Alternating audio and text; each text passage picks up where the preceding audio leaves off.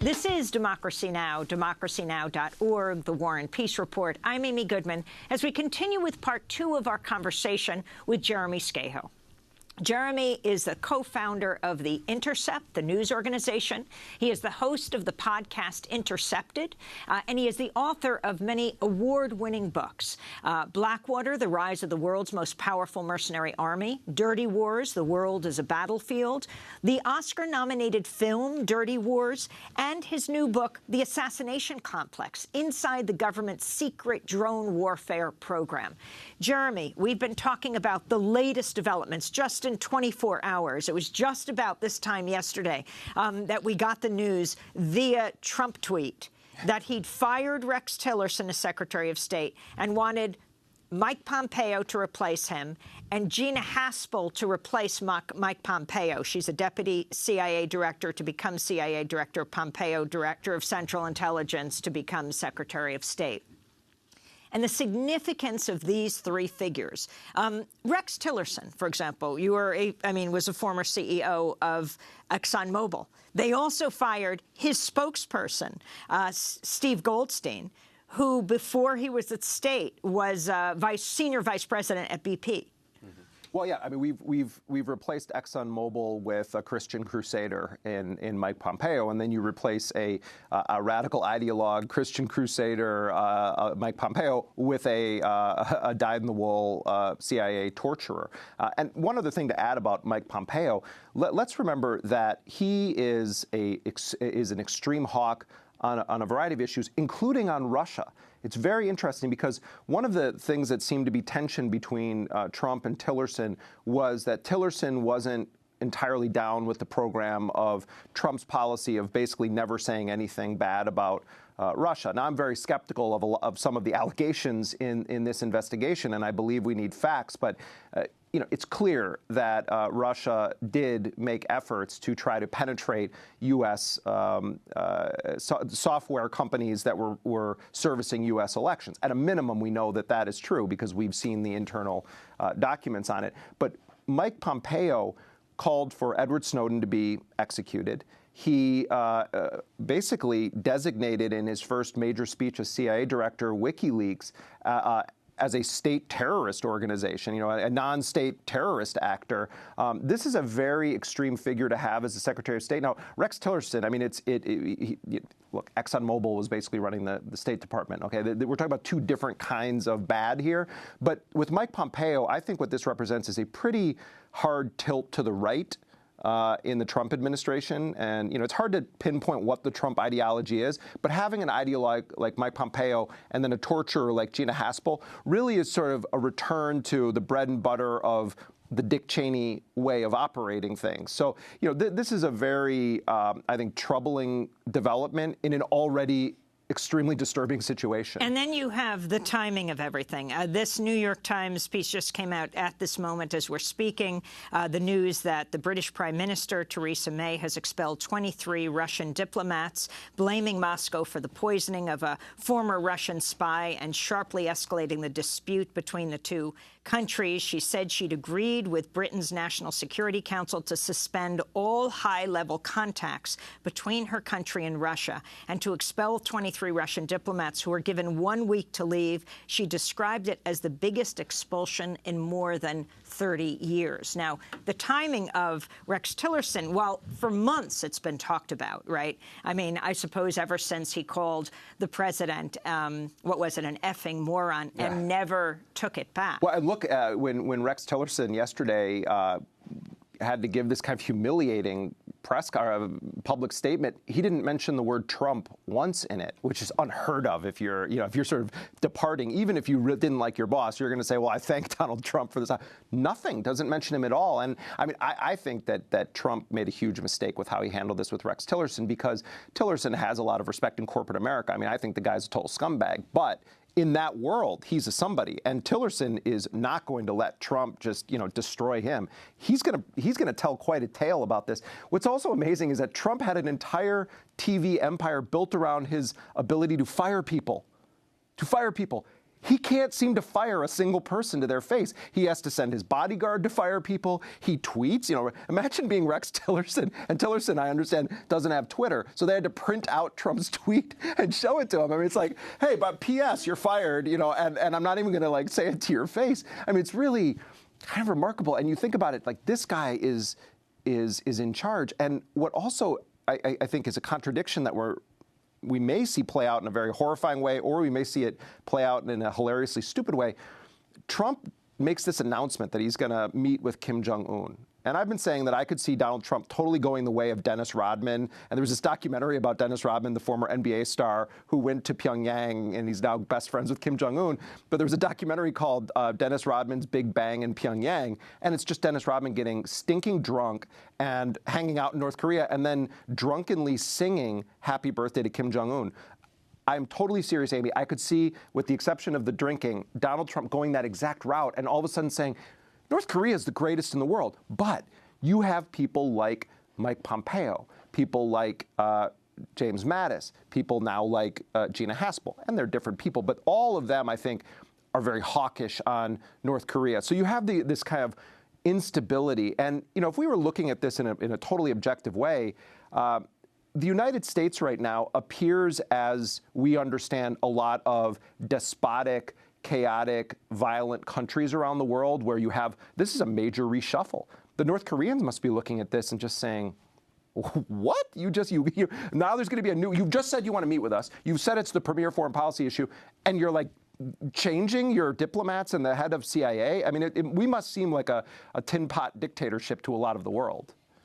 So you have Rex Tillerson saying right before he was fired, you had Sarah Huckabee Sanders talking about the poisoning of the Russian spy and his daughter in England. She refused to say the word Russia, even as reporters pushed her. But at the same time, you had Rex Tillerson, who at the time was Secretary of State, saying he supported Theresa May and did believe that Russia was somehow connected. I mean, what May said is either this was a state poisoning or they lost control of their poison. Well, and let's remember, I mean, the Russian response to this, take from it what you will, was that, in fact, this person was a British intelligence asset. So, I mean, I think it's important in cases of Russia now, because of the way that this whole story is playing didn't out. They say he was a double agent? Yeah, of course. I mean, I'm not correcting you. What I'm saying is, these are spy games, and they're very deadly. And I think we need to be very careful. Now, you can throw anything against the wall on Russia is going to stick right now. So,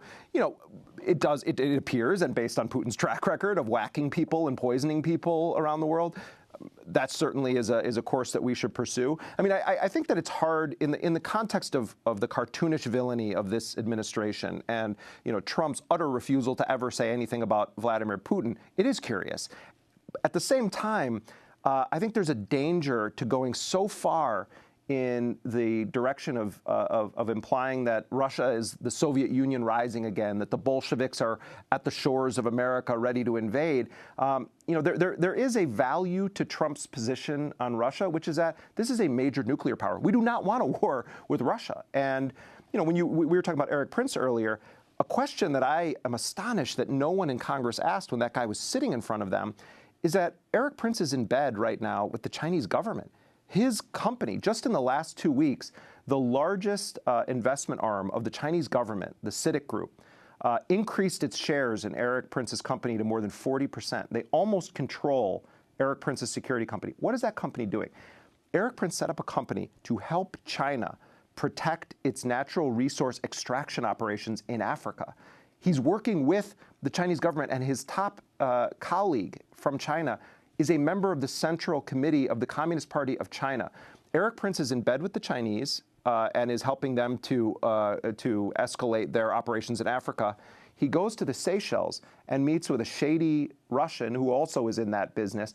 And no one, including Democrats, says, was there anything about that meeting that had to do with the fact that you are, by default, a kind of representative of the Chinese state right now, and you're close to Donald Trump? It's like we get so caught up in, he met with a Russian, that we're missing the obvious thing there, which is that China and Russia are forming now a sort of renewed alliance against U.S. influence around the world, including in Africa.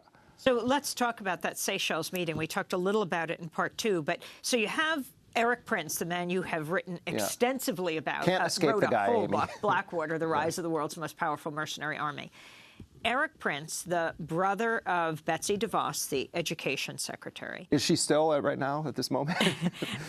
Right. It's just been a few days since the disastrous 60 Minutes interview for her. Right. She hasn't been replaced by Glenn Beck yet. But Erik Prince, who was with Donald Trump on election night, who then has a meeting before going to the Seychelles. They have a meeting at Trump Tower. Can you explain that meeting that had to do with the Crown Prince of the United Arab Emirates not coming to the United States to see President Obama or officials in the Obama administration? Because remember, in December, he was president. But a secret trip to New York to Trump Tower? Right. Well, let's remember that for the first part of the first term of Obama, Erik Prince was still getting government contracts, and Hillary Clinton as Secretary of State, Obama as president. The Blackwater contracts continued on, and Representative Jan Schakowsky, who was very close to Obama personally and remains close to him, was constantly appealing to Obama and Hillary Clinton to end business with Erik Prince. And she told me at one point that the response that she was given by Hillary Clinton and Obama was that his company is sort of irreplaceable right now. And and that shows you how enmeshed in U.S. national security operations at that point in time that Blackwater was. But when it became clear, and Erik Prince hated Obama. I mean, he participated in the sort of fantasy of Obama being a secret Muslim. Erik Prince decides to leave the United States. It was the sort of investigation was closing in on him. The Democrats were still in control of the Congress. So Erik Prince up and moves to Abu Dhabi. And they were moving in on him because? Because of, well, there was a whole slew of things. There was the conduct of Blackwater in Iraq and Afghanistan. There were allegations of weapons smuggling. There was an ATF investigation into Blackwater. There were multiple criminal and congressional investigations. And I think Erik Prince, I don't necessarily think he ran away because of those investigations. I think it was more that he was like, okay, I'm not going to be able to cash in on this administration, and I don't want to support them anyway because ideologically I loathe Obama. He's a secret Muslim. So he goes to the United Arab Emirates, where there are actual Muslims running the country, and he gets this huge mansion there, and he is very close to Mohammed bin Zayed, the Crown Prince of the United Arab Emirates, and very close. And Erik pitches them this idea of a privatized security force that can operate not just in the UAE but elsewhere. And one of the things that the Emiratis wanted, we understand, was for Erik Prince to provide them with non-Muslim forces that could be used to suppress an Arab Spring-style uprising so that they didn't have to have Muslims killing Muslims, that they could get Erik Prince to bring in Christians to kill Muslims. And the two of them, Erik Prince loves killing Muslims, so it was sort of they met together at the crossroads there. So you have these questions about Jared Kushner and the Emiratis, Erik Prince and the Emiratis, and then this meeting happens. Just very quickly, say Jared Kushner and the Emiratis. Well, I mean, I have to be careful to not get ahead of some of the reporting that we're working on, but there is a course of investigation that indicates that Jared Kushner also was secretly negotiating with the Emiratis, and that there were, put it this way, Steve Bannon in the book Fire and Fury said all roads on this Russia thing lead to money laundering. And, Steve Bannon is a pathological liar, but he also occasionally is incredibly prescient and has a record of calling things, he was an early backer of Trump. He said, this guy's going to win. No one believed it. So, I always read what Steve Bannon says, but I take it with a grain of salt. On this one, I suspect that Bannon is probably right. I don't think we're going to, maybe the P-tape exists. Maybe there's some compromise on Trump. I'm not like saying it's out of the realm of possibility, but I do think that we're talking about, kind of crooks here. And Trump is kind of a lowbrow crook in a way. And Jared Kushner, his father went to prison for corruption. And so Jared Kushner and the Emiratis stories are going to start coming out about that. And there was this meeting with Jared Kushner, Eric Prince, the Crown Prince of the United Arab Emirates in December, right after Trump was elected. And it's sort of portrayed as though, like, you know, the Emiratis were introduced to Prince. People are missing the big picture in this story. Eric Prince is incredibly close to the Emiratis, and that was a big part of what he could offer the Trump people, was making introductions to these people. The guy Jorge Nadir, who now is popping up. By the way, he was charged on child pornography allegations in the 80s. He beat that case.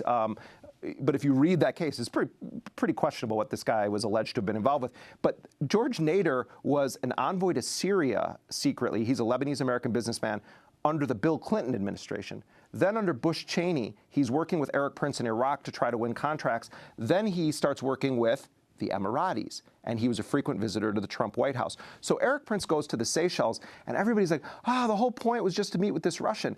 I think there's a much bigger story here that has to do with big money that involves Emiratis, Jared Kushner, Eric Prince, Donald Trump, and the 2016 election. Also, dig into who paid and gave a lot of money for Trump's inauguration.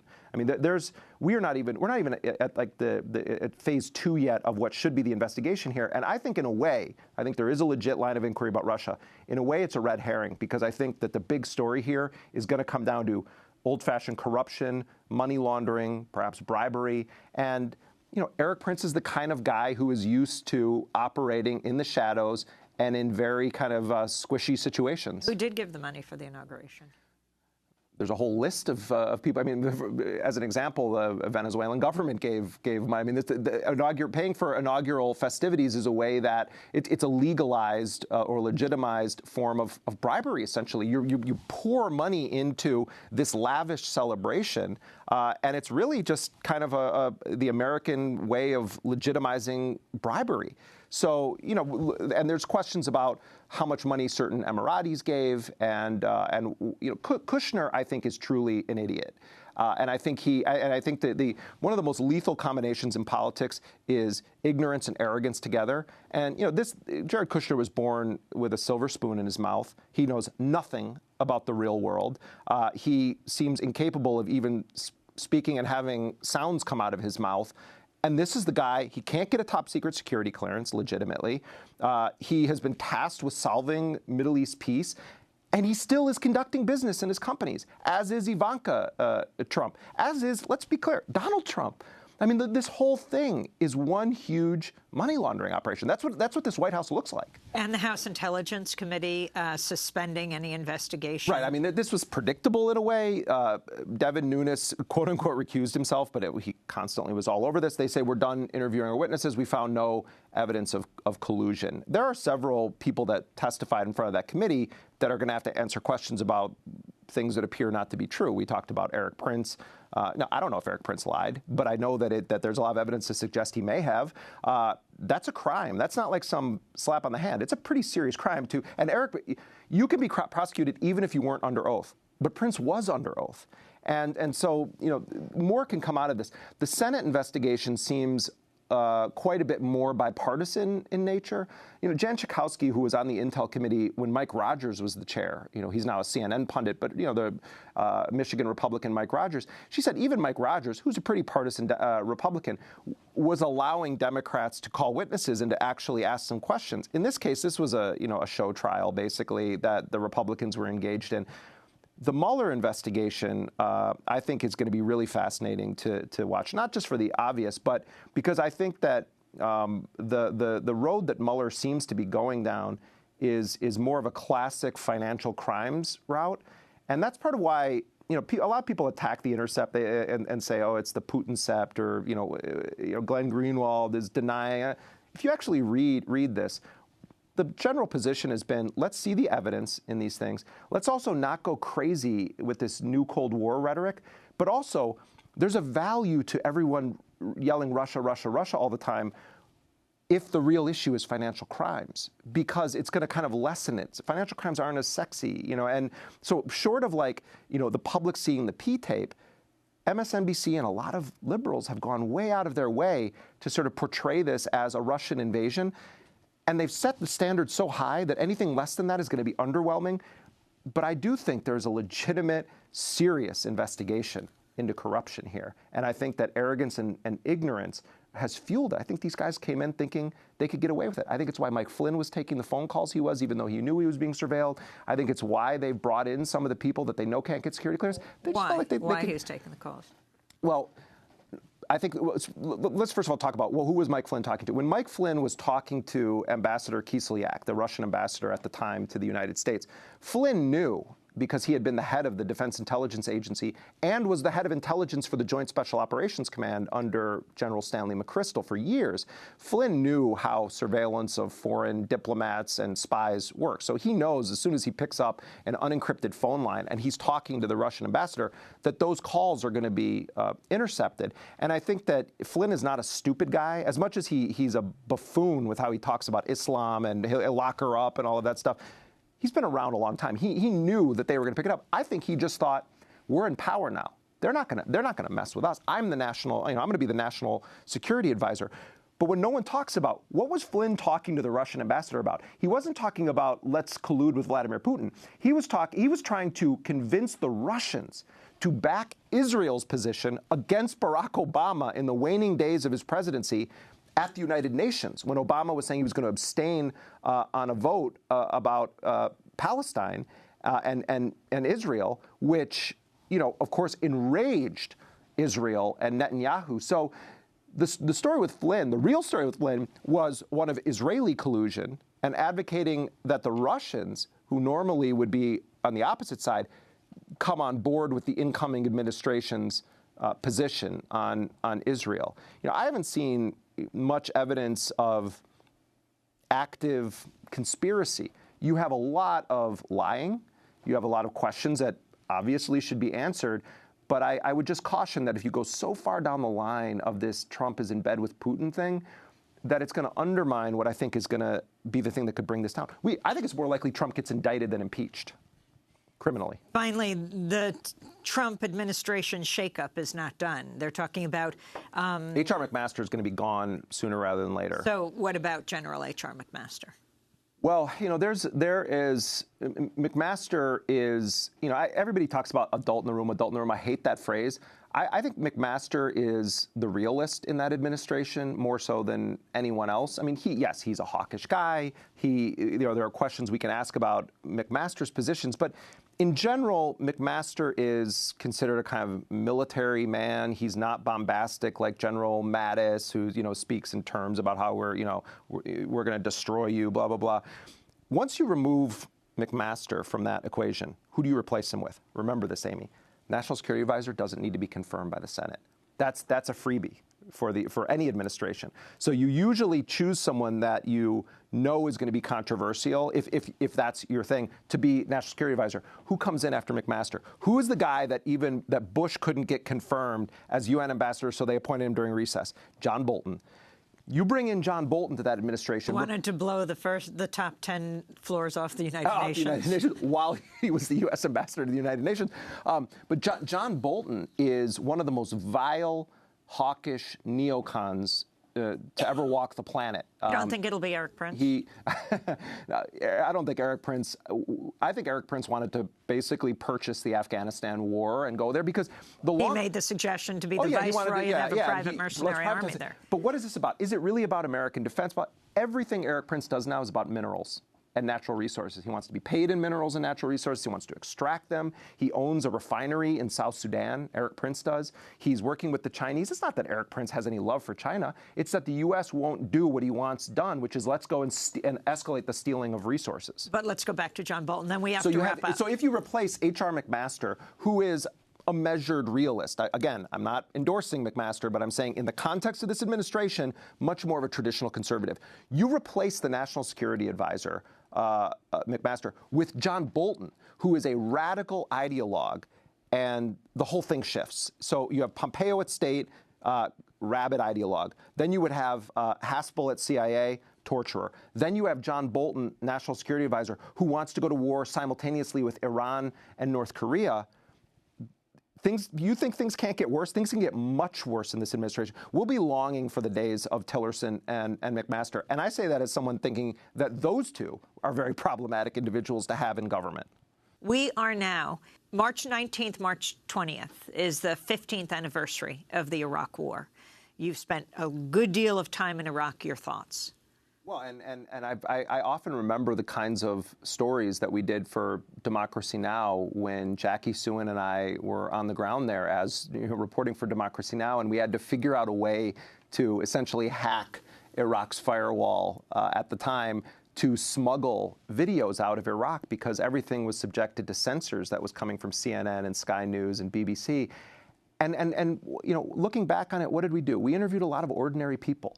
I'll never forget the profile we did of the sculptor Mohammed Ghani, who made those famous huge hands of Saddam Hussein that were on the parade grounds holding the swords. But he was forced to do that. What his passion was realizing the stories of 1001 Nights and Scheherazade, and he had flying carpets that they elevated over the Tigris and Euphrates rivers. And we did this profile weeks before the United States invasion in shock and awe of Mohammed Ghani, who can't say on camera what he believes about Saddam Hussein, but instead points to a bird cage that he kept in his studio, and it had a little sculpted bird inside of it. And he says, I always keep the door open on this cage because the bird wants to be free, but he can't be free yet. The kind of reporting we did here was so... I mean, I feel blessed to have been able to talk to so many people before Iraq was utterly destroyed who were connected to some sense of secularism, some sense of contact with the outside world. This is one of the most horrifying crimes in modern history, what the United States has done and actually continues to do in Iraq. Starting in the 1950s, the U.S. backed the rise of Saddam Hussein, the mass murder of communists and other dissidents, as it did in Indonesia and Iran and elsewhere. And then you had, when Saddam was at the height of his brutality in the 80s, Donald Rumsfeld going and shaking Saddam's hand, selling the helicopters to Iraq that was used to drop chemical weapons on Kurds in the north of Iraq, helping Iran and Iraq to, quote, kill each other off during the 1980s. And then you had the Gulf War, where the civilian infrastructure of Iraq was brutally attacked. And then you have the U.S. decision to keep Saddam Hussein in power. And then this decade plus of sanctions, largely administered by the Clinton administration. Bill Clinton conducted the longest sustained bombing campaign since Vietnam that the U.S. was involved with, bombing Iraq once every 3 days under the guise of the so-called no-fly zones. And then at the end of Clinton, the U.S. Congress passes the Iraq Liberation Act, which was endorsed by all of these people. It was written by the neocons. Bernie Sanders even voted for it, for regime change in Iraq. That codified it as the law of the land. 9/11 happens. The next day, in fact, the same day, Rumsfeld and company and Cheney say, this is our chance. Let's go back into Iraq and finish the job. And then you have this bloodbath that ensues. Upwards of 1 million Iraqis have been killed. And as I look back, having spent so much time in Iraq and studied the country over the course of the post-World War II era, the U.S. policy in Iraq has been consistent. It's been consistently anti-Iraqi civilian. And I think that, I've said this before on the show, but I often think about what Tariq Aziz, who was sort of the face of the regime to the outside world for years. He was a Christian in Saddam's government. He had the big glasses and the mustache. He was sort of an iconic character. But I had interviewed him many times for Democracy Now!, and he always would sort of say, oh, Saddam and the Ba'ath Party are the strongest. And the last time I met with him, he said, you can overthrow Saddam. You can destroy Arab nationalism, which is really what the United States did, secular nationalism. But you're going to open a Pandora's box in the Middle East that you'll never be able to close. And what he was talking about was the utility of these dictators who were keeping these Islamic movements with brutal force at bay. And that's what, the people like Brent Scowcroft and George H.W. Bush, they actually understood that. It has its own thuggish logic to it. We want an SOB there, but he's our SOB. Then the neocons came in and they said, let's redraw the maps. And so what was the end result in Iraq? They opened that Pandora's box, and they won't be able to close it. And I think that the premier, and this is the last thing I'll say on this, the premier issue that we as a society should be studying, but no one ever talks about, is the consequence of destroying secular Arab nationalist movements and governments throughout the region. Muammar Gaddafi, brutal, horrible dictator. Was it better under Gaddafi than it is now in Libya? Saddam Hussein has never been more popular than he is right now in Iraq. People say, I want him back. This is a guy who was a mass murderer, who cut out people's tongues. But as long as you kept your mouth shut and you didn't say anything bad about the Ba'ath Party, you could walk down the street without somebody blowing you up. So the legacy of the United States in the whole region, post-World War II, Democrat and Republican, is a legacy drenched in blood, and the blood of Iraqi civilians and Arab civilians. Well, Jeremy Scahill, I want to thank you so much for being with us. To see part one of our conversation, go to democracynow.org. Jeremy Scahill, co-founder of The Intercept, host of the terrific weekly podcast, Intercepted. He's the author of many books: Blackwater, The Rise of the World's Most Powerful Mercenary Army; Dirty Wars, The World is a Battlefield; the Oscar-nominated film Dirty Wars; and The Assassination Complex, Inside the Government's Secret Drone Warfare Program. I'm Amy Goodman. Thanks so much for joining us.